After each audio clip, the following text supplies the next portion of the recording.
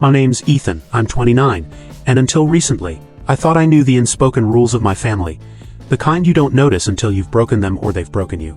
Things like keep your expectations low, don't overshadow your sibling, and never act like your emotions count. Growing up, I didn't see it for what it was. You assume it's just how families work, that birthdays are no big deal, that if someone forgets something important to you, you're the one who cared too much. You convince yourself that being ignored is a badge of adulthood, that love in your family is quieter, more functional. That's what I told myself every time I was sidelined while my younger sister Mia was celebrated like royalty. It was subtle at first. Her birthdays were always bigger, brighter, more photogenic. I'd get a store-bought cupcake and a vague "we'll do something soon" that never materialized. Mia, though, she got streamers, clowns, the whole spectacle. I chalked it up to her being the baby of the family. Parents had more energy back then. But as we grew older, the divide only grew. Mia got a shiny new car for her 18th birthday. I got a handshake and a faded photo of myself as a toddler, one I'd seen a million times. I stayed quiet, swallowing the hurt until it felt like nothing. That was my role, the one who didn't complain. This year, though, something shifted. Maybe it was me. I'd just moved back to our hometown after a few years away, trying to rebuild my freelance graphic design career after a brutal layoff. I thought being near family would ground me, offer some kind of emotional anchor. It didn't. I arrived during Mia's birthday weekend, a 3-day extravaganza that could have passed for a festival. Tents, a live band, gourmet catering, fairy lights, even a custom photo booth. The whole street showed up. My mom wore a new outfit. My dad was grilling, joking like he hadn't had knee surgery weeks ago. Mia, she was in a tiara, glowing. No one noticed I was back until Mia spotted me by the fence. "Oh," she said, startled. "Didn't know you were here already." I forced a smile, brushing it off. "Just got in," she nodded, then turned back to her friends. I lingered, half hoping someone would offer me a drink. Ask how I was. Nothing. I grabbed a soda and sat on the edge of the deck, next to a chair smeared with icing from someone's dessert. That was Mia's big day. Mine came 2 weeks later. I didn't expect much. Honestly, I expected nothing. But what I got still hurt. I spent the day at the dining table tweaking client projects while my parents and Mia went about their routines like it was any other Tuesday.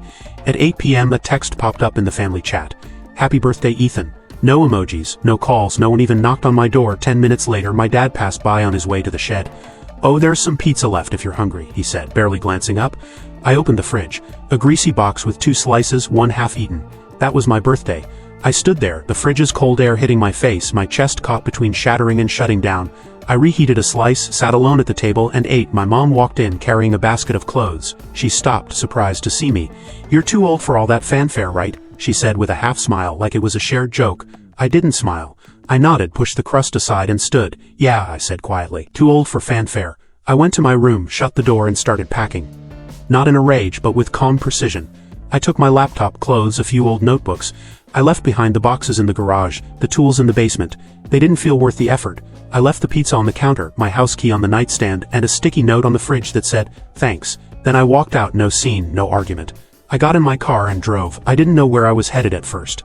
I ended up at an old friend's place across town, someone I hadn't spoken to in months but who opened his door and offered his couch without prying. I turned off my phone before checking if anyone cared I was gone. The next morning, the consequences started. My friend was brewing coffee when my phone buzzed. 4 missed calls from Aunt Clara, a voicemail, a text. "Why isn't anyone telling me where you are? Your mom's a mess." Mia's panicking. "What happened?" I didn't reply. Not yet. By midday, my phone was flooded with messages from cousins, uncles, everyone. Some were worried. "Ethan, where are you? Just let us know you're okay." Others were theatrical. "Hey, it's Mia, we're freaking out. Can you just text someone?" My mom's message cut deepest. "I don't know why you're doing this to me. You could have at least said goodbye." I almost laughed. She didn't know what she'd done.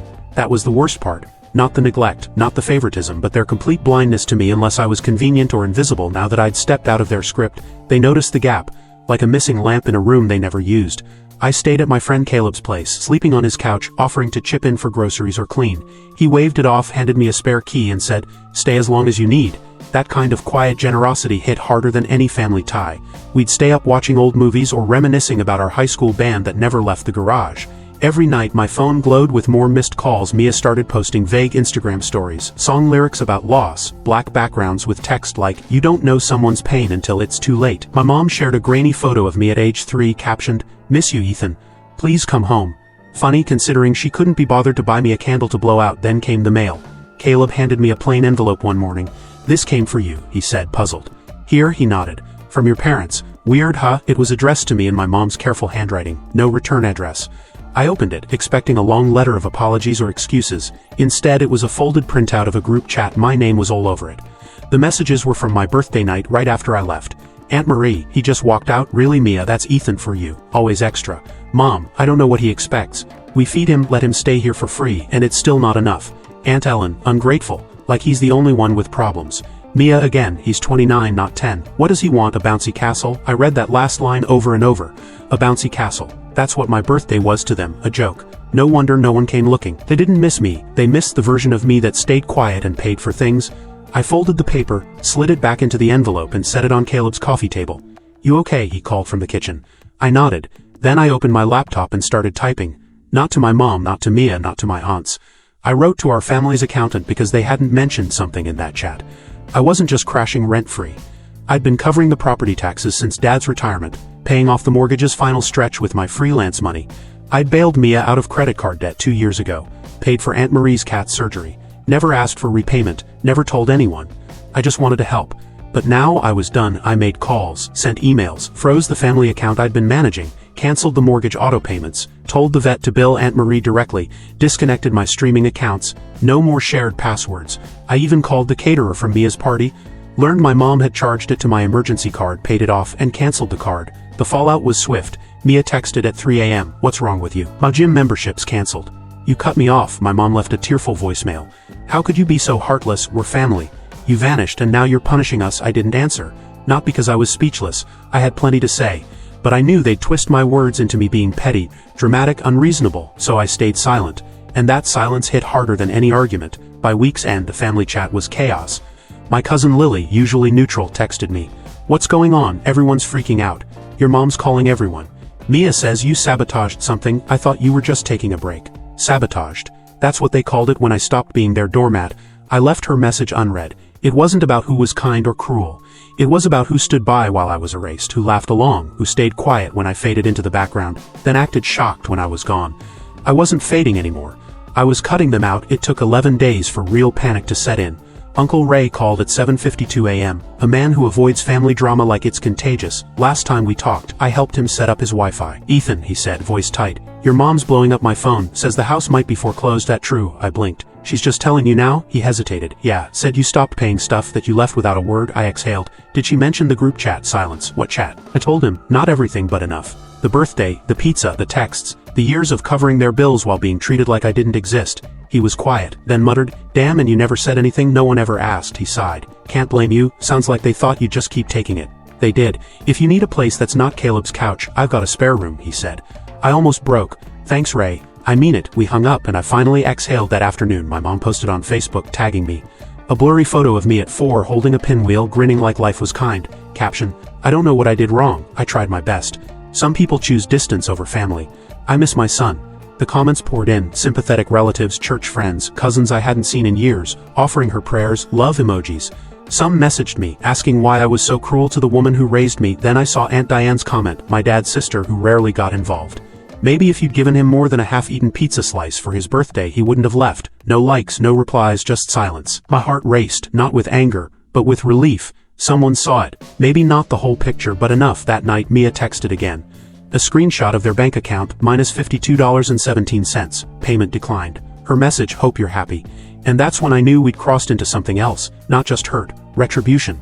Because while they were posting old photos and rallying sympathy, I was planning something they didn't expect. Something I'd held onto for years. I didn't just leave. I took records, passwords, proof. I knew exactly how much Mia owed on her car, how many payments my parents had missed on their second mortgage, and whose names were on every document. It wasn't about vengeance anymore. It was about liberation. I spent days organizing everything. Not out of malice, but with the clarity you get when you stop waiting for apologies that'll never come. I wasn't out to ruin anyone. I was done saving people who'd never save me. Caleb walked in with 2 mugs. Mint tea, he said, handing me one. You look like you're plotting a heist. I smirked. Thanks, man. He nodded at the papers on his table. You sure about this? I looked at the bank statements, Mia's overdue loans, the house deed with my name still on it. All the things they never acknowledged because that would mean admitting they needed me. I'm sure, I said. They used me as their safety net for years. Now they'll see what it's like without one. I started with the bank. I'd co-signed their second mortgage in 2019 when Dad lost his job. Falling for the "we're family" line they fed me. They said it was temporary. 6 years later, I was still on the hook. I submitted documents to remove my name, letters, payment records, even called a lawyer friend to push it through. I had proof of every dollar I'd paid while they took the credit. Then I emailed Mia her credit card statement with a note. This is yours now. Handle it. I called the family accountant, Mr. Daniels, who used to slip me peppermints when I was a kid, and told him I was stepping back from the family trust. My parents had been using it for household expenses, like Mia's spa weekend in Tahoe or Mom's new wine subscription.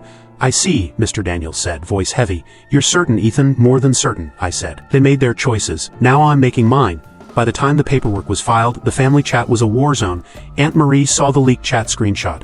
Someone, probably Diane, sent it to her. The guilt post slowed. Mia's Instagram went quiet.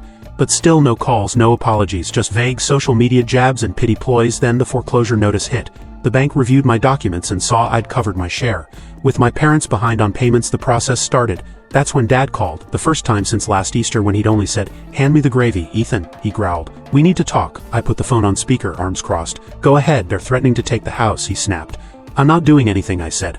"I'm not paying, there's a difference. You're being spiteful." "Over what, a birthday?" I laughed. "It's not about a birthday, Dad. It's about years of being treated like a bank account, a shadow and nobody. We're your family," he shouted. "No," I said, calm. "You're people who made me feel like I wasn't worth a $5 cake, and now you want me to fix your mess again? Not this time." He went silent, then said cold, "You'll regret this." "No," I said. "I regret not doing it sooner." I hung up. Days later, it went public. Mia posted a long caption under a photo of the house. "Tough times. Betrayal cuts deep, but will rise." She didn't name me, but the comments speculated. Some called her strong, others asked questions.